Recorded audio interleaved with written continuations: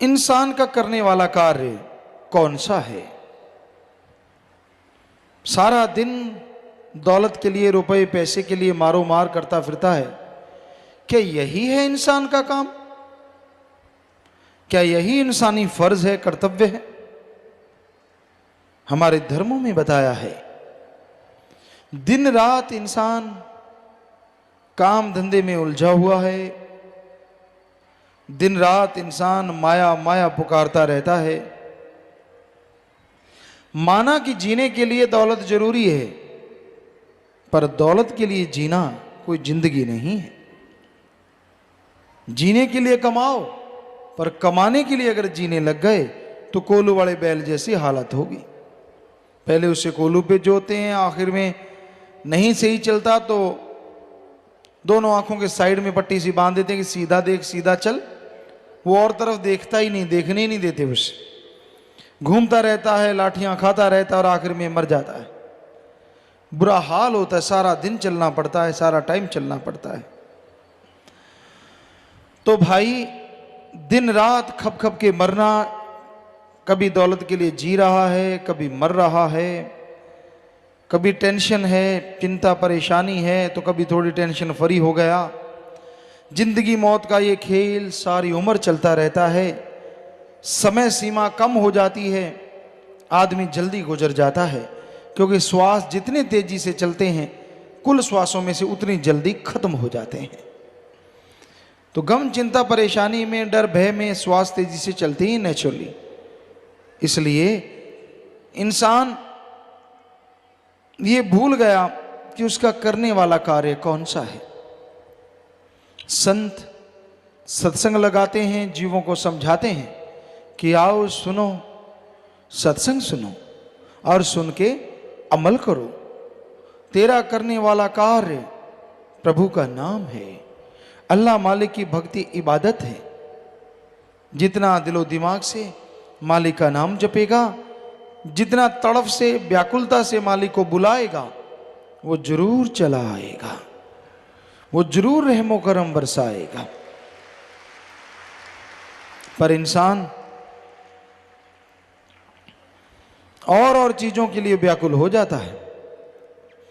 काम, वासना, क्रोध, लोभ, मोह, अहंकार, मन, माया, इनके लिए तो इंसान को व्याकुल होते देखा है।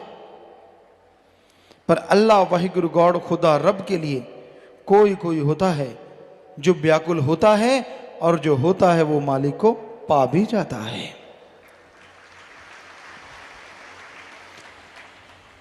मालिक के प्यार में व्याकुलता नहीं होती, बल्कि वो उसकी मोहब्बत होती है।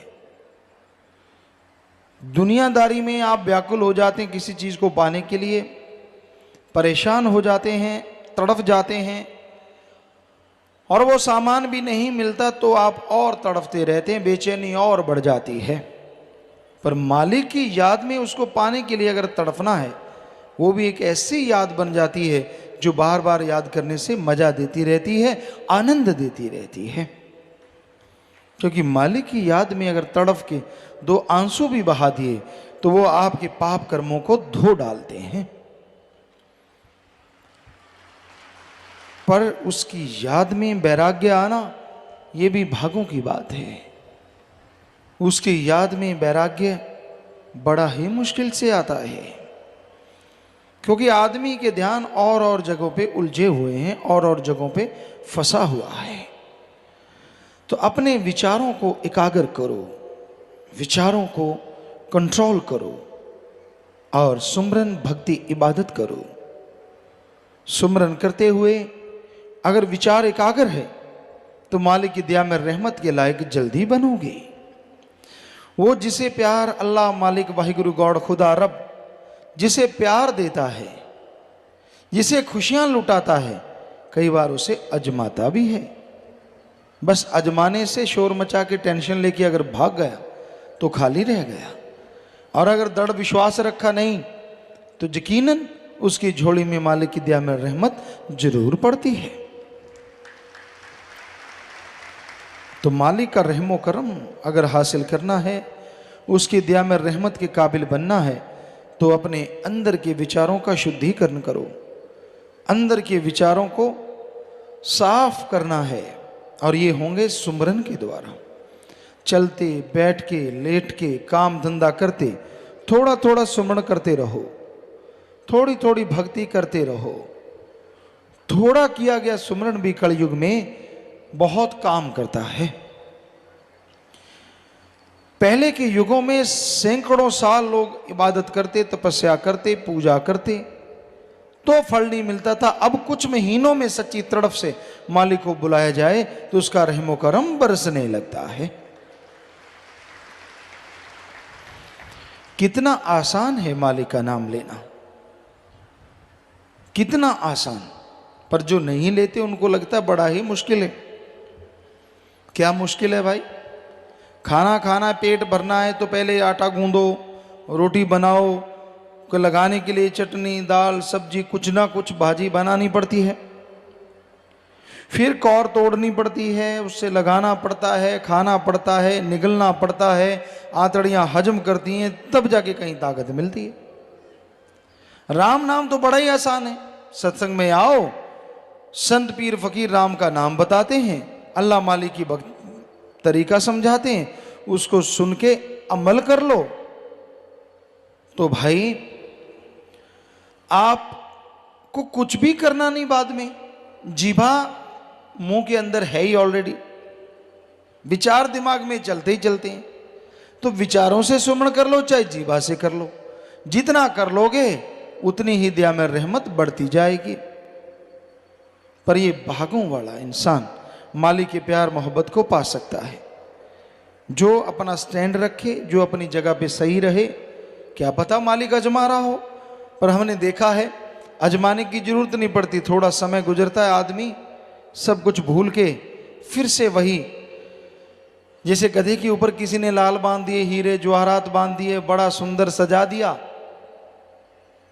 कुछ देर खुशी हुई कि भाई बड़ा सुंदर लग रहा है, जैसे रस्सा छोड़ा जाके कूड़े करकट के ढेर पे हींकने लगा, आवाजें निकालने लगा और हींगता हुआ सारा कुछ तोड़ दिया और वही माटी में लथपथ हो गया। ऐसा ही होता है, मन बड़ा जालिम है। मालिक रहमो करम बख्श देता है, दया में रहमत बख्श देता है, पर यह गधे की तरह फिर से सब कुछ मिट्टी में मिला देता है। कोई परवाह नहीं करता, कोई कायदा कानून नहीं रखता, बस अपनी एक अलग इमेज बना लेता है। उस इमेज के अनुसार इंसान को गुमराह करता रहता है, भरमाता रहता है, तड़फाता रहता है और कहते तेरी मन मर्जी अगर पूरी हो गई तो सही है, नहीं तो नहीं। ये थोड़ा ही ना होता है। संत पीर फकीर तो मालिक से दुआ मांगते हैं, दुआ करते हैं। अब करने वाला, देने वाला अल्लाह वाहिगुरु राम है। जो सुन के अमल कर लेते हैं, मालिक उनकी झोलियां अंदर बाहर से लबरेज कर देते हैं, माला माल कर देते हैं। जो सुन के छोड़ देते हैं वो अपने कर्मों का फल भोगते रहते हैं। तो संत पीर फकीर बात वो कहते हैं जो अल्लाह वाहिगुरु राम उनको कहता है, जो अंदर से मालिक ख्याल देता है। सुनो, विचारो और अमल करो तो बेड़ा पार हो जाता है। तो ये बड़ा ही जरूरी है कि आप वचन सुनो, अमल करो और मालिक की दया में रहमत के काबिल बन जाओ। जो जीव सत्संग में आते हैं वही सुनेंगे और जो सुनते हैं अमल भी वही करेंगे। सुना नहीं अमल कैसे, किस बात पे करेगा कोई? तो सत्संग पूरे ध्यान से सुनो, अपनी खुदी अहंकार को छोड़ के, अपनी और बातों को छोड़ के सत्संग की तरफ ध्यान दो। दूसरी तरफ ध्यान दे दे के आपने कितना जोर लगा लिया, कुछ हासिल हुआ? सत्संग में भी लोग बुराइयों से कई बार बाज नहीं आते। मन कई बार इंसान का उसे उठा के ले जाता है, इधर उधर नींद ला देता है, कभी कुछ कभी कुछ, क्योंकि बड़ी जालिम ताकत है। माना कि अमल नहीं होने देते सत्संग में, सत्संग में ताकत होती है, लेकिन भटकाता तो ये कभी कभी है। कभी आंखों से गलत दिखाने लग जाता है, उसी में उलझा देता है। पर ये अलग बात है, संतों के वचन जब हथौड़े की तरह पड़ते हैं तो रोंगटे खड़े हो जाते कि हैं अच्छा, मेरे को कह रहे हैं, मैंने अभी देखा। तो मन का तो काम है भरमाना, मन का काम है भटकाना। इस जीवों को भरमाता है, भटकाता है और तड़फाता है। इससे लड़ना कलयुग में सच्ची भक्ति है। अपने अंदर के बुरे विचारों से लड़ो, यानी बुरे विचारों को अपने पे हावी ना होने दो, अच्छे विचारों के साथ आगे बढ़ो, तो मालिक की दया में रहमत के काबिल एक दिन जरूर बनोगे। तो अमल जरूरी है। आप कोई भी काम धंधा करते हैं, लोग आके पूछते हैं गुरुजी मैं फलां काम कर लूं। हम हमेशा कहते हैं भाई जिस काम का अच्छी तरह से तजुर्बा है या तजुर्बा ले लो, फिर वो काम लगातार करो, मेहनत करो, तो मालिक की दया में रहमत के लायक आप बनोगे ही बनोगे और काम धंधे में भी सफलता जरूर होगी। तजुर्बा लेके मेहनत से करो, साथ में सुमरण करो। कर्म आपने करने हैं, सुमरन करोगे, फल देने वाला भी आप पे रीझ जाएगा, खुश हो जाएगा। तो कर्म जोगी और ज्ञान जोगी बने रहो, कर्म भी करते रहो और सुमरण भक्ति इबादत भी करते रहो, ताकि कर्म करते हुए कोई परेशानी ना आए। सुमरन के द्वारा जो भी कर्म करो अच्छे करो और उसमें आपको तरक्की मिले, ताकत मिले, आगे बढ़ने का रास्ता मिले। जो जीव सुन के अमल करते हैं वो भाग्यशाली ना होते हुए भी भाग्यशाली बन जाया करते हैं। सत्संग में भाग्य बनते हैं। कोई नसीबों वाला, कोई भागों वाला जीव होता है जो सुन के अमल करता है और वो अपने भाग्य बदल सकता है। कहते हैं जैसा लिखा होता वैसा भोगना पड़ता है, सही है, लेकिन भगवान ने मनुष्य के लिए यह भी लिखा है कि ये खुद मुख्तियार है, मर्जी का मालिक है। अच्छे नेक कर्म करे तो ये अपनी तकदीरें खुद बदल सकता है। और हाथ पे हाथ धर के बैठा रहे, जो होगा मालिक का लिखा हो जाएगा, तो वो बात नहीं बनती जो बननी चाहिए। क्योंकि कर्म जोगी होना भी तो जरूरी है। मालिक ने ही ये गुण दिए हैं, मालिक ने ही ये शिक्षा दी है। तो इंसान को बेपरवाह ने यहां समझाया है, तेरा काम, कि भाई तेरा जो करने वाला काम है, गॉड्स प्रेयर कर, अल्लाह की इबादत कर, वाहिगुरु का नाम जप, राम नाम जपो, क्योंकि उसके द्वारा ही आप परमपिता परमात्मा के साक्षात दर्शन कर सकते हैं, उसके रूबरू हो सकते हैं। जब तक आप मालिक के दर्शन नहीं करते तब तक आपको सिर्फ कोरी बातें या झूठी बातें ही नजर आती हैं। लेकिन जैसे ही आप अमल करते हैं, प्रैक्टिकली मेथड ऑफ मेडिटेशन करते हैं, तो आप मालिक के रहमो करम के हकदार भी बनते हैं और उसके दर्श दीदार के काबिल भी बनते हैं। किसी मंजिल तक जाने के लिए इंसान को कोई गाड़ी चाहिए होती है, उस गाड़ी पे चढ़ता है, सवार होता है, आगे बढ़ता चला जाता है और वो गाड़ी मंजिल पे लेके जाती है, अगर आप सही गाड़ी पे बैठे हैं तो संत जीवों को समझाते हैं, मंजिल तक जाने का रास्ता बताते हैं। जो सुन के अमल कर लेते हैं वो मंजिल पे पहुंच जाते हैं, और जो सुन के अमल नहीं करते वो खाली रह जाते हैं। सो सुनना जरूरी है, पर सुन के अमल भी करना है, क्योंकि बिन अमलों के आलमा इल्म निकम्मे सारे। अमल कोई अमल कमा ले तू जे जश लेने मालिक द्वारे। वचन कहे जाएं आपको भले के लिए, और उन वचनों पे अगर आप अमल नहीं करते तो आप खाली रह जाते हैं, और अमल कर लेते हो तो सब कुछ हासिल कर लेते हो। दूसरों को देख के जलना नहीं चाहिए। आदमी को सबक मालिक सिखा देता है। आपको किसी से क्या लेना है, कौन क्या करता है, आपको खुद को रहमो करम मिलता है, शुक्र मनाओ, वरना इससे भी तरस जाओगे। क्योंकि कर्म अपने अपने हर जीव के साथ होते हैं और बना लिए जाते हैं भक्ति इबादत के द्वारा। सो वचनों पे अमल करो। एक कहावत है, 900 चूहे खा के बिल्ली हज को चली। कई बार आदमी बुराइयां करता रहता है, बुरे काम करता रहता है, अपनी बुराइयां नजर नहीं आती, अल्लाह वाहिगुरु राम में कमियां निकालता रहता है। इतने पाप गुनाह किए, शुक्र मना कि मालिक ने रहमत की है, सतगुरु ने रहमत की है, और वो दया में रहमत करेगा ही करेगा। कोई सुनेगा, अमल करेगा तो मालिक के रहमो करम का हकदार बन जाएगा। जो अमल नहीं करेगा तो वो तो खाली रहता ही रहता है। वचनों को सुनो ध्यान पूर्वक। सत्संग में आए हो, समय लगाया है, मौसम का भी सामना कर रहे हो, कम से कम ध्यान तो दो। संत क्या समझाना चाहते हैं, ध्यान तो दो। संत क्या देना चाहते हैं, और सुन लिया, अब अमल करना सीखो। पर ये देखा है, जो आदमी पढ़ के कड़ जाता है, एक कहावत है, पढ़ के कड़ गया, क्योंकि दूध सारा दिन उबलते उबलते लाल हो जाता है, कड़ जाता है, तो कहते हैं ये बिल्कुल कड़ गया, पक गया। ऐसे ही सत्संग सुनता रहता है, अमल करता नहीं, वो भी पढ़ के कड़ जाते हैं।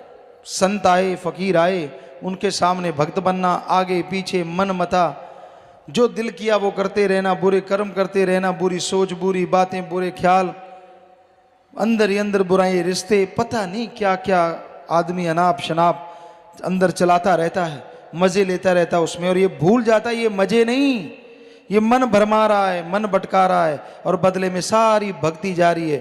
फिर जब घर में खुशियां नहीं आती, कोई परेशानी खड़ी होती, फिर रोता है, ये क्यों हुआ, ऐसा कैसे हो गया। तो भाई सुना करो, समझा करो और अमल किया करो, ताकि मालिक की दया में रहमत के काबिल बन सको और उसकी खुशियों के हकदार बन सको। मनुष्य शरीर मिला है मालिक से मिलने के लिए, बाकी जितने भी काम धंधे करता है सब यहीं छोड़ जाएगा, कोई भी साथ जाने वाला नहीं। आत्मा का साथ देता है परमात्मा, अल्लाह मालिक का नाम। कोई सच्चे दिल से ले ले, अमल कर ले, तो दया में रहमत के काबिल बनता है और खुशियों का हकदार बन जाता है। तमाम गम चिंता परेशानियां दूर हो जाती हैं और मालिक की दया में रहमत से अंदर बाहर से खुशियों से जी माला माल हो जाता है। जेल 84 काल ने बनाई, आत्मा बेचारी को दिया फसाई, छूट सकी ना जतन कर तमाम। 84 लाख शरीरों का जेल खाना काल ने बनाया है। आत्मा एक से निकलती है, दूसरे में चली जाती है, दूसरे से निकलती है तीसरे में। यूं 84 लाख शरीरों में चक्कर लगाते लगाते आखिर में जाके कहीं मनुष्य शरीर मिला, और इसमें मन माया की ऐसी हवा लगी कि जो असली काम है उसको भूल गया। करना था उस मालिक को याद, अल्लाह वाहिगुरु की भक्ति इबादत करनी थी, ताकि उसके रहमो करम का हकदार बनता, आवागमन से आजाद हो जाता और यहां परमानंद लेता। खुशी वहीं होती है, यहां थोड़ा दुख हो, गम चिंता टेंशन हो तो सुख का बाद में एहसास होता है, लेकिन परमानंद, परमानेंटली आनंद ही आनंद, लज्जत ही लज्जत, खुशी खुशी, जो आप क्षणिक जीवा का भोग विलासों का आनंद लेके खुश हो जाते हैं, अल्लाह वाहिगुरु का नाम सच्चे दिल से लो, अंत्यकरण में वो जोत जाग जाए, आप देख लें उसे, उस आवाज को पकड़ लें, तो वो ऐसा आनंद आएगा, ऐसा परमानंद आएगा जो इससे अरबों खरबों गुना बढ़ के होगा और कभी टूटने का नाम नहीं लेगा, क्षणिक नहीं होगा, परमानेंट होगा। इसलिए संत राम नाम पे जोर देते हैं कि आपको मालिक की दया में रहमत मिले, उसकी तमाम खुशियां मिले। कर्म धर्म चाहे कितने कर ले, छूट न सकती पाए तरले, रू ना पहुंच सके निज धाम। धर्म के कर्म करता है पर धर्म पे चलता नहीं। कर्म कांड करना, दिखावे करना, कोई किस तरह मालिक को पाना चाहता है, कोई किस तरह, कोई हलवा खिलाता है, कोई चावल खिलाता है, कोई लड्डू पेड़े खिलाता है, कोई नमकीन खिलाता है, तो कई शराब पिलाते हैं और कई मांस चढ़ाते हैं। ये सब जीवा का स्वाद है, मालिक को इनसे कुछ लेना देना नहीं है। मालिक को अगर पाना है, प्रभु को अगर पाना है, तो आपको अंत्यकरण को पवित्र करना होगा, अंत्यकरण को साफ करना होगा, ताकि मालिक की दया में रहमत के काबिल आप बन सकें। ये बाहरी ढोंग, बाहरी दिखावों से मालिक नहीं मिलता। अरे जो हमें शरीर दे सकता है, क्या हमारे बनाए भोजन को नहीं बना सकता? और अगर बना सकता है तो हमारे हलवे पूड़ियों का वो भूखा कैसे हो सकता है? उसे चाहिए तो हमारी भावना, उसे चाहिए तो हमारे अंतःकरण की तड़फ, ताकि आप उस तड़फ से जब उसे बुलाएं तो वो दौड़ा चलाए और आप दया में रहमत करके आपको दोनों जहां की खुशियों का हकदार बना दे। सो अंतःकरण की सफाई करो। अगर मालिक को पाना चाहते हो, प्रभु को देखना चाहते हो, तो आप बाहरी चीजों में ना जाओ, अपने अंदर में गुण जो हैं उनको अपने अंदर रखो और अवगुणों को निकालते चलो, तो मालिक की दया में रहमत होगी। लेकिन आज पाखंड है। किसी का बच्चे का घर में कुछ दुखता है, माता बहनें कहते बाबा तुझे इतना प्रसाद खिलाएंगे ठीक कर दे। वो नेचुरली 2-4 दिन में ठीक होना ही है, बीमारी कोई ऐसी छोटी होती है। और प्रसाद बाबे को क्या खिलाया, खुद रगड़ गए सारा, ले बाबा सुख रखी। बाबा खाक सुख रखेगा, खाया तूने, बनाया तूने, बाबे के पास तो कुछ गया ही नहीं। तो इस घोर कलयुग में बड़े पाखंड चले हुए हैं, बड़े पाखंड। मन्नत मांग लेनी, ऐसा हो जाए, और हिम्मत की वैसा हो गया। मालिक को देना, पैसा चढ़ाना, ये तो वो सारा कोई और ही खा जाता है। तो हकीकत ये है कि मालिक को पाने के लिए बाहरी साधनों से नहीं, अंतःकरण से, तड़फ से उसको बुलाना होगा। जैसे आपके अपने औलाद के लिए तड़फ होती है, बेटा या बेटी कोई भी आपको प्यारा है, आपसे दूर है, लेकिन आप उसके लिए तड़फ जाते हैं जब ये सुनते हैं कि उस इलाके में कोई दुर्घटना हो गई, कोई परेशानी आ गई। आपको मालूम नहीं पड़ता आपका बच्चा कैसे है, बेअख्तियार आंखों से आंसू बहने लगते हैं, आप तड़फ जाते हैं। तो वो जो आपकी तड़फ है, रुपए में अगर 100 पैसा है, ऐसी तड़फ अल्लाह वाहिगुरु राम के लिए 10-15 पैसे बना लो, गारंटी हम देते हैं मालिक की दया मेहर दर्श दीदार के काबिल जरूर बन जाओगे। तड़फ तो बनाते नहीं, बातें करके ठगी मारी, कर्मों से ठगी मारी, 100 कमाया 5 मालिक को चढ़ा दिए।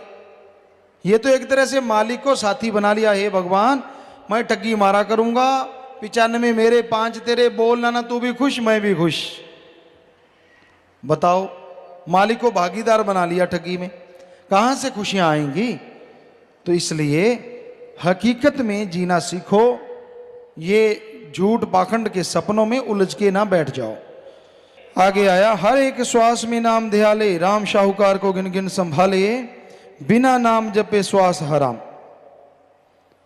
हर श्वास में नाम का सुमरण कैसे हो? पैदल जा रहे हो, चलते जाओ, देखते जाओ, जीभा से ख्यालों से मालिक का नाम लेते जाओ। लेटे हो, नींद नहीं आती, लेटे लेटे जब तक नींद नहीं आती मालिक का नाम जपते रहो, सुमरण करते रहो। नींद आ गई तो ठीक, ना आई तो भी लेखा, दोनों हाथ में लड्डू ही लड्डू। और काम धंधा करते हो, हाथों पैरों से कर्म करते रहो, जीभा से ख्यालों से मालिक का नाम लेते हो। उन काम धंधों में भी बरकत, फायदा होगा और मालिक की याद भी बन जाएगी। तो सुमरण करना चाहिए, हर श्वास श्वास में सुमरण हो सकता है, संभव है। बिना नाम जपे श्वास हराम, कि नाम जिसमें नहीं जपते वो श्वास हराम हो जाता है। इसलिए नाम जपो। नाम जपने में बेइंतहा खुशियां हैं। नशे छोड़ दो, नशे बर्बादी का घर हैं। शराब है, सारे धर्मों में इसे मना किया गया है, शराब ना पियो। शर प्लस आप, इस्लाम धर्म में कहते हैं, शर कहते हैं शरारत शैतान को, आप कहते हैं पानी को, कि अल्लाह की इबादत करने वालों, शराब शैतान का पानी है, पीना मत, वरना की गई इबादत को खाक में मिलाएगा, दोजख में जलाएगा। सिख धर्म में भी सारे नशे मना है। पोस्त भंग अफीम मद नशा उतर जाए पर बात, नाम कुमारी नानका चढ़ी रही दिन रात। कि जितने भी दुनियावी नशे हैं, सुबह का शाम, शाम का सुबह उतरता, गंदगी भरे हैं। नशा करना तो अल्लाह वाहिगुरु राम के नाम का करो, एक बार चढ़ गया तो दोनों जहान में नहीं उतरेगा। हिंदू धर्म में लिखा है कि शराब समुद्र मंथन से पैदा हुई, पीने वाले राक्षस, जो इसे पिएगा राक्षस प्रवृत्ति बना देगी, इसलिए आदमी को नहीं पीना। और नशे ना करो, बर्बादी का घर है। फिर मांस अंडा है, मांस अंडा भी बर्बाद करता है, क्योंकि आदमी बेरहम हो जाता है। दया रहमत और दया रहम की भावना खत्म होती है, तो दया रहमत करने वाला की रहमत को कैसे हासिल करोगे जब दया रहम ही अंदर नहीं है? इसलिए मांस अंडा नहीं खाना चाहिए। विज्ञान कहती है हम शाकाहारी, हमारे हाथ, हमारे दांत, हमारे नाखून, हमारा जबड़ा, हमारी आंतड़ी, हमारी पाचन क्रिया सब शाकाहारी है। धर्म कहते हैं मांस नहीं खाना चाहिए, क्योंकि मांस मचुरिया खाते है सुरापान के हेत, ते नर जड़ से जाएंगे जो मूली का खेत। कि जो मांस अंडा ये बुरी चीज खाते हैं ऐसे चले जाते हैं, सारे सुख शांति उनके पास है। जैसे गाजर मूली का खेत में से गाजर मूली निकालो तो पीछे क्या रहता है, जड़ से निकल जाता है, उसी तरह उनका बुरा हाल होता है, सुख शांति परमानंद उनके जड़ से निकल जाता है। तो इसलिए ये काम नहीं करना चाहिए, बल्कि सुमरण करना चाहिए, भक्ति इबादत करनी चाहिए। एक एक श्वास राम शाहूकार अल्लाह मालिक को सौंपना चाहिए, ताकि दोनों जहां की खुशियों के हकदार आप यहीं मृत्यु लोक में बन सको। नाम पे आला जो बंदा पिए, सदा सुख माने खुशियों से जिए, मस्ती उतरे ना ऐसा प्रेम जाम। नाम का प्याला मस्ती देने वाला है, और पीते हैं जो सत्संग में चल के आते हैं। आपके पाप कर्म, आपके भयानक रोग, आपकी परेशानियों का मुकम्मल हल है प्रभु का नाम। जब सुख शांति हो घर में, परिवार में, शरीर में, सुमरण करते रहो, ताकि वो सुख शांति हमेशा बरकरार रहे। परेशानियों को उड़ीको मत, दुख तकलीफ को उड़ीको मत कि वो आएंगी तो सुमरण करेंगे, नहीं, लगातार सुमरण करते रहो, ताकि दुख तकलीफ आए ही ना, सुख शांति हमेशा कायम रहे। तो नाम के प्याले में तमाम खुशियां हैं, और प्यार मोहब्बत की मस्ती कभी नहीं उतरती। जो प्रभु राम नाम वाली एक बार चढ़ जाए, दोनों जहान में आदमी को मस्तो मस्त रखती है, अंदर सुरूर रहता है और चेहरे पे नूर रहता है। सत्संग में आना कोई मामूली बात नहीं होती, बहुत बड़ी बात है कि आप लोग ओम हरि अल्लाह वाहिगुरु गौड़ खुदा रब की याद में इस घोर कलयुग में जलते बलते भट्ट में आगे सजे हैं, विराजे हैं। मालिक की कृपा है, मालिक का रहमो करम है। ये बहुत घोर कलयुग है, बड़ा भयानक समय है। इंसान इस कलयुग में अपने मालिक को भुलाता जा रहा है, उसके किए परोपकारों को भुलाता जा रहा है, उसकी दया में रहमत को भुलाता जा रहा है। और ज़्यादातर लोगों को तो उसकी याद बीमारी परेशानी में ही आती है, आगे पीछे भुलाते ही रहते हैं। तो ऐसे कलयुग में, ऐसे भयानक समय में सत्संग में आना बहुत बड़ी बात है, लेकिन सुन के अमल कमाना अपने भाग्य को बदलने की बात है। अगर आपको लगता है कि आप अनलक्की हैं, आपको लगता है कि आप भाग्यहीन हैं, आपको लगता है कि आप कभी भाग्यशाली बन नहीं सकते, तो सत्संग सुनो और अमल करो, मेहनत करो। मालिक ने चाहा आप अपने भाग्य आप बदल डालेंगे। सत्संग में वो मेथड, वो युक्ति मिलती है जिससे इंसान अपना भाग्य बदल सकता है। हमारा फर्ज आपको बताना है, उस पे आप अमल करते हो या नहीं करते वो आपकी मर्जी है। पर एक कहावत है, कहते हैं कि बच्चे को कोई खिलाता है माँ बाप को, बच्चा बड़ा प्यारा होता है। अब दूसरा आदमी उसको खिलाता है, हंसाता है, वो 99 बार हंसा दे, वो याद नहीं है, पर एक बार रुला दे वो याद रहता है कि इसने मेरे बच्चे को रुलाया क्यों, रोते हुए को 99 बार हंसा दिया, वो याद नहीं। तो ऐसा है ये कलयुग। यानी सतगुर पीर फकीर कितने भी परोपकार करता रहे, कितना भी रहमो करम करता रहे, कितनी कृपा दृष्टि मालिक से दुआ करके करवाता रहे, बस कभी कभार ऐसा ना हो तो यूं बट खा जाता बैठा बैठा। अपनी गलतियां तो जीव निकालता नहीं ना, चक्कर ये है अपनी कमियां, अपनी गलतियां तो याद ही नहीं रहती। बहाना है, बस मन को हवा देने का बहाना है, काल के चक्कर में फंसने का। तो भाई आपसे गुजारिश है, अपने सतगुरु मौला को, अल्लाह वाहिगुरु राम को कभी भूलो ना। वो परोपकार एक नहीं अरबों कर सकता है, पर उसका शुक्राना करते रहो। जो शुक्राना करने लगते हैं मालिक उनकी संभाल आप आके किया करते हैं, क्योंकि वो शुक्राना कभी किसी से लेते नहीं, इसलिए मालिक उसका उद्धार कर देते हैं। तो आपसे गुजारिश यही है कि आप कम से कम मालिक के परोपकारों को याद तो रखो, उसका शुक्राना तो करो। हर समय मन के हाथों मजबूर, हर समय मन के हाथों व्याकुल ना बना करो।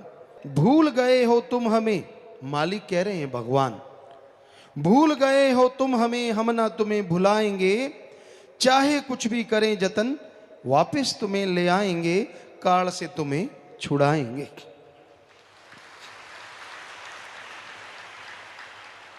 तो वो मालिक, वो अल्लाह, वो वाहिगुरु, वो राम संतों द्वारा जीव को कहते हैं कि भाई तू तो हमें भूल गया है, तू तो पल में भुला देता है, जरा सी तेरी मन की बात ना हो तू तो मरोड़े खा जाता है, अकड़ जाता है। लेकिन हम ना तुम्हें भुलाएंगे, कभी नहीं छोड़ेंगे। सवाल पैदा नहीं होता, तू अगर बुरे कर्म भी करेगा तो भी ऊपर रूहानी मंडलों में भयानक सजा तो है, पर काल के हाथों फिर भी तुझे नहीं देंगे, ये हकीकत। चाहे कुछ भी करें जतन, वो मालिक संतों द्वारा कहलवाता है कि कोई भी जतन करना पड़े वापस तुम्हें ले जाएंगे। वो संतों द्वारा सत्संग लगवाते हैं, जीवों को समझाते हैं, जहां जहां स्क्रू ढीले हैं संतों के वचनों द्वारा कसवाते हैं। कौन सा पुर्जा ढीला हो गया, अब दिमाग में कचरा भर गया, अब अकड़ा बैठा है, बेसन के पकौड़े की तरह अकड़ जाता बैठा बैठा। एक सज्जन से किसी ने पूछा, यार तेरे घरवाली रूठी ही रहती है, चक्कर क्या है? माता बहनों बुरा ना मानना, वैसे आप में आदत होती है। तो वो कहने लगा, यार क्या बताऊं, मत पूछ। कहता फिर भी बता तो दे, ये बात बात पे क्यों रूठ जाती है?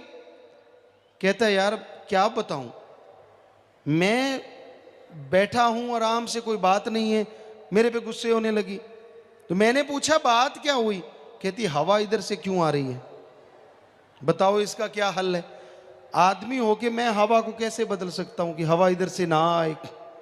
कहता मैंने कहा चलो मैं खड़ा हो जाता हूं उधर। कहता फिर गाली देने लगी, अब क्या हुआ? कहती ये कड़छी सही नहीं है, बताओ कहां कहां पूरा आएगा आदमी। ऐसा ही है आज कलि युग में गुरसिख जो अपने आप को मुरीद कहलाते हैं। मुरीद का मतलब होता है मर मिटे, सदगुरु का वचन है जैसा कहे वैसा चले, मुर्दे के समान। लेकिन यहाँ मुरीद तो कुछ और ही मुरीद है। यहाँ तो कहते गुरु मेरी तरह चले, ऐसे क्यों नहीं किया, वैसा क्यों नहीं, ऐसे होना चाहिए, मेरे हिसाब से ये होना चाहिए, मेरे हिसाब से वो होना चाहिए। तेरे हिसाब से तो रिमोट होना चाहिए, तेरे हाथ में हो, जब बटन दबाए मालिक प्रकट हो जाए, जो चाहे मालिक से मांग ले, जब चाहे मांग ले, फिर तो मजे हैं। ये हो नहीं सकता, संभव तो है, ऐसा संभव है, मालिक रिमोट की तरह काम करेगा। आप सुन्न समाधि में जाओ, 10वां द्वार खोल लो, नूरी स्वरूप के दर्शन कर लो, वो वाकई रिमोट आपके हाथ में दे देगा अपना। चलो करो ऐसे, अगर आपको इच्छा है ना मालिक को कैसा अपना बनाना है तो चलो ऐसे कर लो। इसमें क्या है, रोड पाड़ते रहते हो, छोड़ते नहीं कोई भी सामान। क्या भगवान का नाम लेना ही मुश्किल है? उसमें क्या दुख आता है, क्या तकलीफ आती है बताइए? नाम आपको मिल गया, वो दिमाग में फिट हो गया, जीबा तो हमेशा ही चलती रहती है, ये 2.5-3 इंच की यही तो रुकती नहीं। तो इसको राम नाम की तरफ चला के तो देखो। झूठ बोलते हो, चुगली निंदा करते हो, छल फरेब करते हो, भ्रष्टाचार करते हो, उसके लिए स्कीमें बनाते हो, शातिराना सोच सोचते हो। अरे थोड़ी सी देर राम नाम, अल्लाह वाहिगुरु गॉड खुदा रब का नाम लेके देखो, यकीन मानो आपकी तमाम परेशानियां शनै शनै धीरे धीरे दूर होने लगेंगी। तो आज कलयुग है, इस कलयुग में जीव नमक हराम होते जा रहे हैं। बहुत मालिक का नमक खाते हैं, अल्लाह मालिक की भक्ति इबादत करते हैं, उसकी दया मेहर के नज़ारे भी लूटते हैं, पर कोई भरोसा नहीं कब कौन सा चलता पुर्जा खराब हो जाए। वो कहते हैं ना चलता पैसा खोटा हो जाता है, कहीं तो बिना चले ही खोटे हो जाते। इस कलयुग में बड़ा ही मुश्किल है जीव को जो लगता है राम नाम का सुमरण करना। वो जीव दिखाता है कि मैं बेचारा हूं, मैं फला हूं। ये तो सतगुरु जानता है कौन बेचारा है। आदमी कभी दुखी ना पाए अगर वचनों पे अमल कर ले। अब वचनों पे अमल नहीं करे, ये भी सतगुरु का कसूर है। इसमें विचारगी कहां से आ गई? अमल नहीं किया तो भोगो। फिर कहते नहीं वो तो दया का सागर है। क्या पता कितनी बार मालिक ने बचाया हो, कितनी बार दया में रहमत की हो, कितनी बार पहाड़ को कंकर बनाया हो। जब आदमी ढीठी हो जाए, मानना ही बंद कर दे, तो क्या करे? तो भाई संत पीर फकीर जो बात कहते हैं वो अल्लाह वाहिगुरु राम के वचन होते हैं। उनको सुनो और दिलो दिमाग में बिठा लो, उन पे अमल करना सीखो, तो मालिक की दया में रहमत सदा बरसती रहेगी। वरना मन के बीमार पड़ जाओगे, मन कभी उठने नहीं देगा, मन छा जाएगा काली घटा घनघोर की तरह। पर सतगुर पीर फकीर जो बात कहते हैं वो मालिक के वो वचन होते हैं जो सूरज के मानित हर टाइम घटा को फाड़ के बाहर निकल आता है। सो आप पे अगर मन की घटा घनघोर छाई हुई है तो सुमरण करना शुरू कर दो, परमार्थ करना शुरू कर दो। अरे छोड़ दो बदियों को, छोड़ दो बुराइयों को, नाता जोड़ लो नेकी से, भलाई से, अल्लाह राम मालिक वाहिगुरु गौड़ खुदा रब की भक्ति इबादत से। यकीन मानो वो आपके मन और भयानक कर्मों के उस काली घटा को चीर के बाहर निकाल देगा और आप खुशियों से लबरेज हो जाएंगे। मानो तो सही, अमल तो करो, क्योंकि माने की गति कहीं ना जाए, ना माने पीछे पछताए। मान लो, सुन लो, अमल कर लो, तो जो गति होगी वो कहने सुनने से परे अच्छी होगी। आप बेइंतहा खुशियां हासिल करेंगे, आप बेइंतहा मालिक की दया में रहमत को प्राप्त कर लेंगे। यहां भी आपके कोई कमी आती है, यहां भी आपको कोई परेशानी, खास करके सत्संगी भाई जो राम नाम से जुड़े, काम धंधे में रुकावट आ गई, सेहत खराब हो गई, बीमारियां आ गई, टेंशन है, चिंता है, कोई ना कोई और परेशानियां खड़ी रहती हैं। इनके कारण तो यही हैं, या तो काम वासना में आप तंग हैं, या फिर क्रोध के पीछे मजबूर हैं, या लोभ लालच में पड़ गए, या परिवार के मोह ममता में दुखी हैं, या फिर आपको अहंकार आया हुआ है, या फिर मन और माया ने तड़फाया हुआ है। और इन सब का मेन कारण है कि आपने वचनों पे अमल न करने का एक तरह से कसम खाया हुआ है। वचनों पे अमल कर लो, नाम जपो, सेवा करो, सुमरन करो, परमार्थ करो, कमाई का हिस्सा अपने घर में निकाल लो। अगर आपको किसी पे डाउट है, कोई भी आसपास भूखा है, प्यासा है, बीमार है, उसका इलाज करवा दो, जाओ। तो हम आपको गारंटी देते हैं मालिक की दया में रहमत 100% बरसेगी ही बरसेगी। और कैसे बताएं आप? क्या घोल के पिला दें? बेपरवाह जी फरमाते, वो भी पिला रहे हैं, कोई पी के अमल करे तो ना। बेपरवाह जी आम फरमाया करते, हम किसी से सुनी सुनाई बात का यकीन कभी नहीं करते। जो सतगुरु ने हमसे वचन किए सामने रूबरू, बहुत बार बेपरवाह जी वचन करते, दिल करता है कुछ घोल के पिला दे, पल में सबको निज धाम पहुंचा दे। तो घोल के भी पिला रहे हैं कि यहां भी, क्योंकि उनके वचन थे तो पिलाना तो था ही उन्होंने।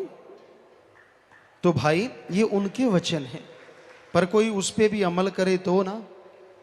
पानी समझ लो पानी है, शरबत समझ लो शरबत है, और फकीर कह दें कि नहीं ये तो भाई अमृत है, कोई सुन के उसको मान ले कि ये हरी रस है, ये तो भाई फला चीज है।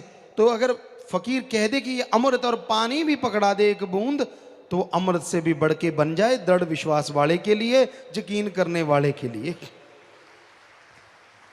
रूहानियत में ना तो दिखावे से संत पीर फकीर या मालिक खुश होते हैं, ना कोई पाखंडवाद से, ना आपकी अकल चतुराई से, ना कोई और किसी गुण से।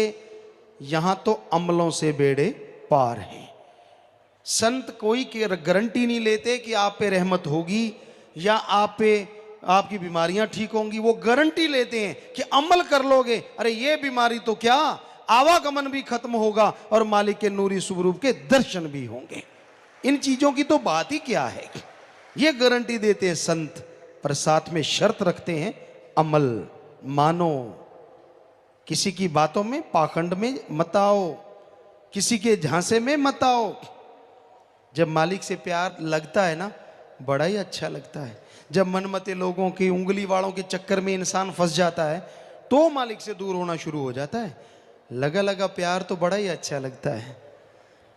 एक बात आपको बताते होते हैं कई बार, जब गधा हींगता है ना, कितनी जोर से हींगता है। पहली आवाज उसकी, हालांकि उसकी आवाज कर्कश होती है, पर बहुत बड़ी आवाज होती है, ढेंचू, बहुत बड़ी। लेकिन धीरे धीरे ढेंचू ढेंचू, ऐसा ना कि अगर मन के गधे को रोका करो। पहले पहले जब प्यार प्यार लगता लगता तो कहता मेरे को तो सदगुरु पूरा मिला, मैं ये करूं वो करूं फलां करूं, अब और क्या चाहिए। फिर जब किसी गधे का संग हो जाता है और फिर वो रेंगना धीरे धीरे बस शांति होता चला जाता है। कहता ना ना अब तो मुझे पता चल गया, पहले तो पता नहीं था। क्या पता चल गया तुझे? क्या समझ गया तू? 4 आदमी चुगली निंदा करने वालों की बात सुन ली, किसी निंदक की बात सुन ली, बस ये पता चल गया। संत तो शरेआम कहते हैं, कबीरा सब ते हम बुरे, हम तज भला सब कोय, जिन ऐसा कर माने मीत हमारा सोए। हम तो कहते ही नहीं कि हम कोई बड़े, हम तो चौकीदार हैं, खाकसार हैं, आपके जूतों में भी बैठने को तैयार हैं, हम में तो कोई मान बढ़ाई नहीं। तो हम तो उस मालिक की चर्चा बताते हैं आपको, उससे जुड़ो, उसका नाम जपो, उसकी भक्ति इबादत करो, फिर देखो नजारे, कितनी खुशियां मिलती हैं, कितना आनंद मिलता है, कितना परमानंद मिलता है। पर आप तो मानते ही नहीं, अमल करते ही नहीं। तो भाई अमल करना सीखो। भक्ति कर कर काल ने हमको जी रिझा लिया, जून 84 की जेल में तुमको है फंसा लिया, माया के जाल में फंस गए वापिस अब ना आएंगे। काल ने, कोई कहता है 72 चौकड़ी, कोई कहता है 84 चौकड़ी, भक्ति की इबादत की। मालिक ने काल को बनाया, सृष्टि की रचना करवाई और सारे बुत बन गए, सारा साजो सामान बन गया, शरीर बन गए, लेकिन उनमें कोई हरकत नहीं थी। बेजान बुत, बेजान चीजें। तो कहते काल को आया कि अगर इनमें जान हो तो ये कैसे चलेंगी, कैसे होगा, क्यों ना रौनक पड़े। उसने भक्ति की, इबादत की, मालिक को खुश कर लिया और ये कहा कि इनमें आप जान डाल दें। तो मालिक ने कहा ठीक है। नूरी स्वरूप मालिक ने जैसे ही प्रकट किया, उनसे किरणें निकली और वो किरणें हर बुतों से टकराई, और जिस भी बुत से वो किरण टकराई उस बुत में जान आ गई, शरीर चलने लगे, रौनक आ गई। तो काल ने कहा जी अब मेरा दूसरा वचन ये है कि आप इन रूहों को बुला चुके हैं। मालिक ने उनको बुलाना चाहा, वो उसमें मस्त हो गई, आवाज को सुनना बंद कर दिया मालिक। तो काल ने कहा जी अब आप और चमत्कार ना करें, अभी अब आपकी आवाज पे नहीं आ रही हैं, तो मुझे ये वचन दीजिए ये जिस शरीर में उसमें मस्त रहे। तो मालिक ने कहा भाई ठीक है, रूहें उसमें मस्त हो गई शरीरों में। मालिक को फिर भी दुख आया कि ये हमसे बिछुड़ गई, इनका अलग पहचान बनी है, तो ये तो बेइंतहा दुख हासिल करेंगी। तो फिर मालिक ने काल को कहा कि ऐसा कर, अब हमारी भी सुन। ये इस तरह का एक शरीर बना, सारे शरीर जब बन चुके, मालिक ने देखा इस तरह तो ये फंस गई हैं इसमें, तो फिर ये मनुष्य शरीर बनवाया 5 तत्व से। मालिक ने अपने हुक्म से जैसा कहा बनवाया, और फिर इसमें कहा कि इसमें जो रूहें आएंगी वो कुछ हद तक खुद मुख्तियार होंगी, और उसमें अगर आके ये मेरा नाम जपेंगी तो तेरे इन शरीर के जकड़ों से, जन्म मरण के चक्कर से, आवागमन से आजाद होके पुण्य निज धाम सचखंड सतलोकानामी आ जाएंगी। तो काल ने फिर कहा जी आप बिल्कुल प्रकट नहीं होंगे, ऐसा नहीं कि आप नूरी शुभ रूप में प्रकट हो जाएं, फिर तो रूहें नेचुरली आपका नाम ही जपेंगी, जब फिर तो मेरी कोई शक्ति ही नहीं। तो मालिक ने कहा ठीक है, हम ये वचन देते हैं कि बिल्कुल नूरी सूर में इस तरह से हम प्रकट बिल्कुल शरेआम नहीं होंगे, लेकिन अगर कोई भक्ति करेगा तो उसे हम जरूर दर्श दीदार मृत्यु लोक में भी जरूर देंगे। तो भाई अब मर्जी आपकी है, मालिक ने आपको भेजा, उस पर गुस्सा होने की जरूरत नहीं। बुलाने के लिए पीर फकीर भी भेज दिए, उस तक जाने का रास्ता भी बता दिया। अब आपको प्यास लगी है, बुरा हाल है प्यास में, किसी को कभी लगी हो और पानी ना मिला हो, वो जानता है प्यास क्या होती है। जिनके पास पहले ही बोतलें रखी पड़ी हैं, उनको क्या पता प्यास क्या होती है। तो बड़ा बुरा हाल हो जाता है आदमी का। तो फिर कोई बता दे ना उस टाइम कि भाई प्यास से बुरा हाल है, वो देख वहाँ पे यार पानी है या फलां जगह मटके रखे हुए हैं, तो उसको वो आदमी भगवान नजर आता है, दौड़ा चला जाता है और वहाँ जाके पानी पी के बड़ा खुश होता है। तो उसी तरह आप जन्मों जन्मों से प्यासे हैं, मालिक से भटक रहे हैं। संत पीर फकीर बता देते, ले भाई ये नाम, इसका जाप करना, तेरी जन्मों जन्मों की प्यास बुझ जाएगी, मालिक के दर्शन भी होंगे और आवागमन से दुनियावी दुख चिंता परेशानियों से भी आजाद हो जाएगा। अब बता, अगर तू ही रास्ते पे ना चले, तू ही ना पहुंचे, तो इसमें दोष संतों का है? किसका दोष? खुद का दोष है। पर यही आज कलयुग में हैरानी है, दोषी होता भी इंसान अपने आप को दोषी नहीं कहता। हमेशा मालिक पे, दूसरों पे, दूसरे के कर्मों पे, दूसरे की निगाह पे शक करता रहता है। कभी अपने बारे में नहीं सोचता कि मैं कितना घमंडी हूँ, कितना अहंकारी हूँ, कितना ईगोनेस बड़ा हूँ। कोई बात ही नहीं सुनता, कोई अमल ही नहीं करता। संत कहते मैं पहले ही काट देता हूँ। संतों के वचन पहले श्रद्धा से ध्यान से सुनो, फिर अमल करो, और पूछना पड़े तो फिर पूछो, संत उसका जवाब जरूर देते हैं। श्वासों की पूंजी दी तुझे, सच्चा कर्ण व्यापार जी, सच का सौदा किया ना पूंजी जुए हार दी, ये ना सोचा तुम कभी आगे क्या दिखाएंगे। तुझे श्वासों की कीमती पूंजी दी थी, संत भेजे उन श्वासों की पूंजी को राम नाम में लगाने के लिए। मालिक कह रहे हैं कि संतों को भेजा कि तेरे जो श्वास हैं उनको तू मेरी याद में लगा दे। पर हे बंदे, तूने संतों की एक ना सुनी, हर टाइम मन और मनमते लोगों के चक्कर में फंसा रहा, काम वासना क्रोध लोभ मोह अहंकार में फंसा रहा। क्षणिक आनंद के लिए उस परमानंद के स्वामी को त्याग दिया, क्षणिक आनंद के लिए सारे कौल इकरार पल में तोड़ दिए। बड़े बड़े कौल इकरार करता था, बड़ा बनता था, ये करूंगा वो करूंगा। मालिक एक बार सब गुनाह कबूल करता था। कहाँ गई तेरी अणख, कहाँ गई तेरी गैरत, कहाँ गई तेरी सोच? क्यों नहीं लानत आती अपने मन पे? क्यों लानत देता है भक्ति को? क्यों लानत देता है भक्ति वाली जिंदगी को? क्यों नहीं लानत देता अपने मन को? हर टाइम बुरा कहता है राम को, हर टाइम बुरा कहता है भक्ति को। मन को बुरा क्यों नहीं कहता? अपनी गलतियों को बुरा क्यों नहीं कहता? क्यों चस्के लेता रहता है? बुराई बुराई बुराई बुराई हर समय सोचता रहता है भाई। और फिर जब बुराई पल्ले पड़ जाती है, फिर कहते हैं ये कोई जिंदगी है? संत पीर फकीर तो ऐसी जिंदगी बख्शते हैं जो देवी देवताओं की भी जिंदगी नहीं है, वो भी तरसते हैं। पर कोई उनके वचनों पे अमल करे तो वो नजारे मिले ना, क्षणिक आनंद नहीं। ये जो मुंह का स्वाद है, इंद्रियों के भोग विलास का स्वाद है, जो क्षणिक होता है, ये नहीं, वो परमानेंट स्वाद देते हैं और अरबों खरबों गुना बढ़ के इससे जो हमेशा बना रहता है। इंसान को निर्भय रखता है, निर्वैर रखता है, और इंसान हमेशा गम चिंता परेशानियों से आजाद होकर मालिक की खुशियों में माला माल रहता है। तो भाई संतों के वचन सुनो, उस पर अमल करना सीखो, तो जरूर मालिक की दया में रहमत होगी, उसकी खुशियों के हकदार आप बनते जाओगे। श्वासों की पूंजी दी मालिक ने, उसको भूल गया, उसकी तरफ ध्यान नहीं दिया, लगा रहा झूठ फरेब में, लगा रहा बुरे कर्मों में, तो कैसे खुशियां मिलेंगी? कैसे मालिक की दया में रहमत के काबिल बनेगा? पहले नाम ले, फिर नाम का जाप कर, वचनों पे अमल कर, फिर देख नजारा, देख कैसे खुशियां बरसती हैं। अरे जो चेहरा हमेशा ही 4:45 बजे रहते हैं, 4:45 बजे रहते हैं, वो हमेशा यानी 4:40 ही रहते हैं, मुंह लटका रहता है। 4:40, 4:45 नहीं, उसमें तो फिर भी होंठ थोड़ा ऊपर चला जाता है। चेहरे पे जो सलवट पड़ी रहती है, जैसे खेस दरियों पे होती है, नाम जप के तो देख 10-10 हो जाएंगे, वो तमाम खुशियां हो जाएंगी, वो तमाम नज़ारे मिलने लग जाएंगे। मुस्कुराने का मतलब हमारा 10-10 का मतलब ये नहीं होता कि सारा टाइम ही करते रहो। 10-10 का मतलब होता है चेहरे पे खुशी हो, चेहरा नूर से भरा हो, और जब खुशी होती है तो नेचुरली हंसते हैं और फिर उसमें वही 10-10 हो जाते हैं। 4:40 ना होने दिया करो, 9:15 विच काम चल जाता है।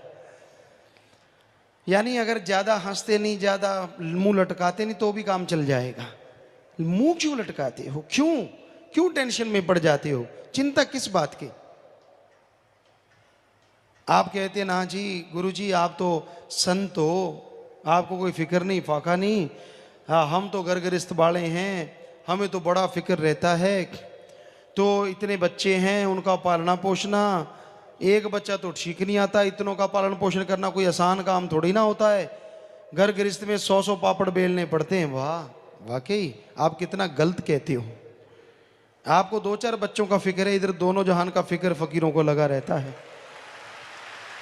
कि उनकी इतनी औलाद होती है जितनी मालिक की संतान, वो सारी फकीर की औलाद होती है। सबका फिक्र होता है, कोई गंदगी कर रहा है, बुरे कर्म कर रहा है, उसका भी फिक्र लगा रहता है। क्या ये भी कभी सुधरेगा मालिक? क्या इसको भी कभी अकल आएगी? हमेशा उसी ध्यान में रहते हैं। अरे घर गृहस्थ का फिक्र है तो क्या हुआ, राम नाम दे दिया, मेहनत करो, कमाई करो, हक हलाल की रोजी रोटी खाओ। टेंशन आएगी, दृढ़ विश्वास रखो, टेंशन ऐसे उड़ जाएगी जैसे गधे के सिर से सींग, पता ही नहीं चलेगा कि टेंशन थी भी। वचन तो मानो, अमल तो करो।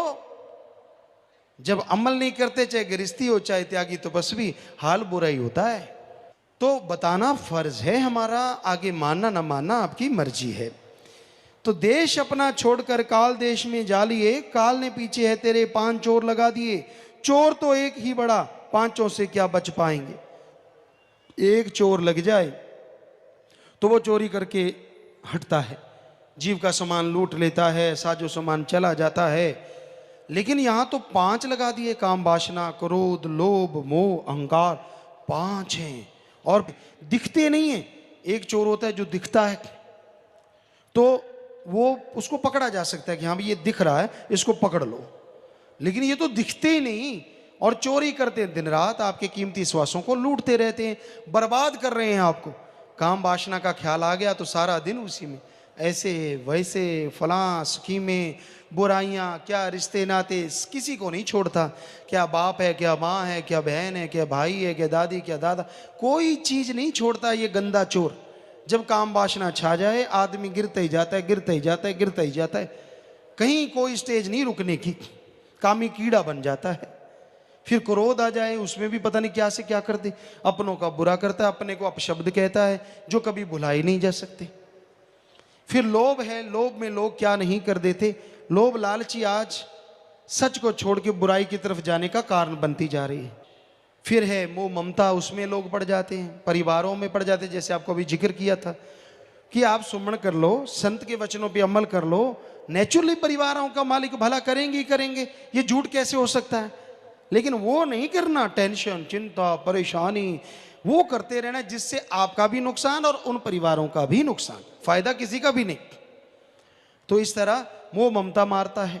फिर अहंकार है, अहंकार तो भाई फिर आजकल किस में नहीं है। जरा सी बात कह के देख लो, उल्टे बिच्छू की तरह आते हैं, बात ही नहीं सुनते। अहंकार में मुझे सब पता है, मैं सब जानता हूं, मुझे सब मालूम है, इत्यादि इत्यादि। तो इनके ऊपर मन और माया जो बुरी तरह से जीव को भरमा रहे हैं। तो इन सब से बचने का एकमात्र उपाय, सत्संग सुन के अमल करो, नाम लो, नाम जपो, तो इन बीमारियों से बच सकते हो, तो बुराइयों से बच सकते हो। देश मेरा कौन है, जीव को यह खबर नहीं, दुर्लभ जन्म मिला इन्हें, इसकी कोई कदर नहीं।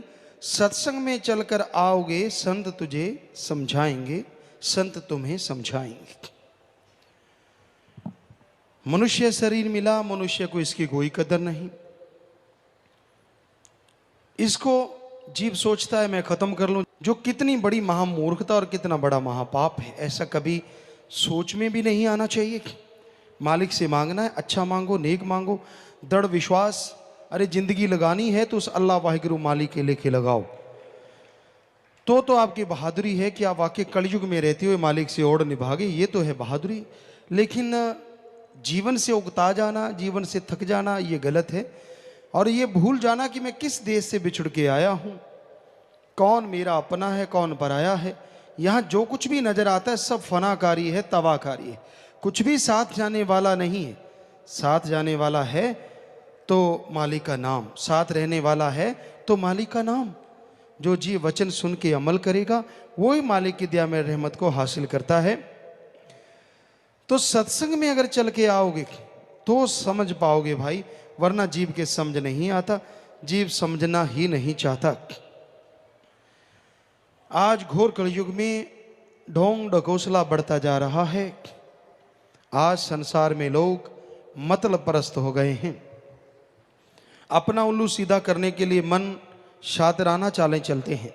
ऐसे नहीं, ऐसे करेंगे तो ये होगा, ऐसे कर लें तो ऐसे होगा। पर ये भूल जाते हैं कि वो सबका बाप है, मालिक है, राम है, वो सबको जानता है। तो तू अगर पात पे है तो वो डाल पे, अगर तू डाल पे है तो वो पात पे, हमेशा तेरे अंग संग है। वो सब जानता है तू कौन सी शातराना चाल चल रहा है। इसलिए बुरे कर्म करने के लिए शातराना सोच ना सोचो। सोचना है तो अच्छा सोचो, मांगना है तो मालिक को मांगो, मांगना है तो परमपिता परमात्मा को मांगो। छोटी छोटी मांग मांगने लग जाते हो, अगर मालिक से मालिक को मांगने लग जाओ, वो अगर आपको मिल जाए तो कैसा हो।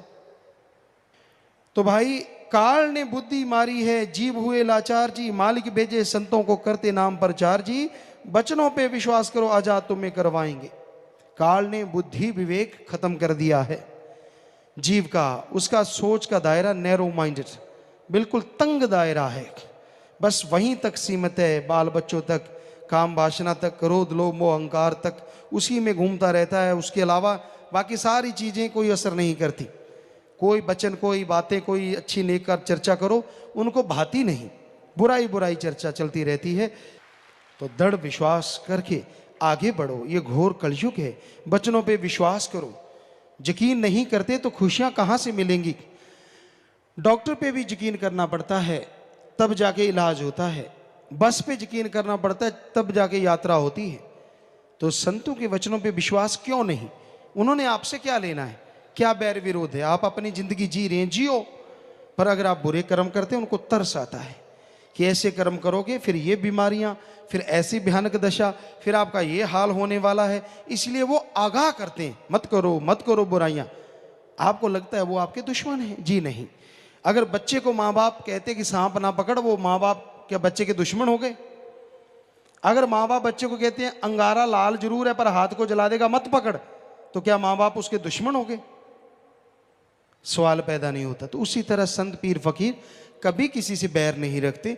जो चीज़ लगता है फ्यूचर में, बच्चा तो मांगता है, डिमांड करता है, ये चीज़ दे मुझे, वो चीज़ दे, लगता है कि ये चीज़ इसके फ्यूचर के लिए बुरी है, वो उसे कभी नहीं देते।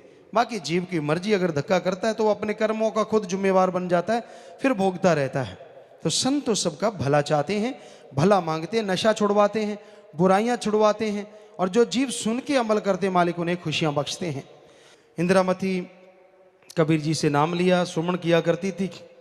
सुमन करके जब 10वां द्वार खुला, अंत्यकरण में वो रूहानियत के नज़ारे नजर आने लगे, नूरानी स्वरूप के दर्शन हुए। तो देखा सतपुरुष की जगह कबीर जी के दर्शन हो रहे हैं नूरी स्वरूप के। तो जब वो उतरी, कबीर जी के चरणों में गिर पड़ी, जय जयकार करने लगी, और साथ में एक सवाल भी खड़ा किया कि हे कबीर जी, जब आपको पता था कि आपके रूप में मालिक दर्शन देंगे, तो आपने फिर बताया क्यों नहीं कि आप सतपुरुष के रूप से एक हो चुके हैं?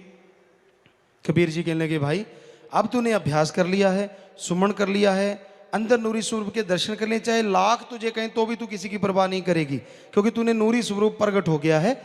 तो अगर हम पहले कह देते तो तू शायद कभी सत्संग में ही ना आती। अहंकार में है जी संत, तो ये कहते हैं जी, ये तो अपने आप को भगवान फला फला फला पता नहीं क्या क्या बोलती, इसलिए हमने ये कभी तेरे को बोला नहीं।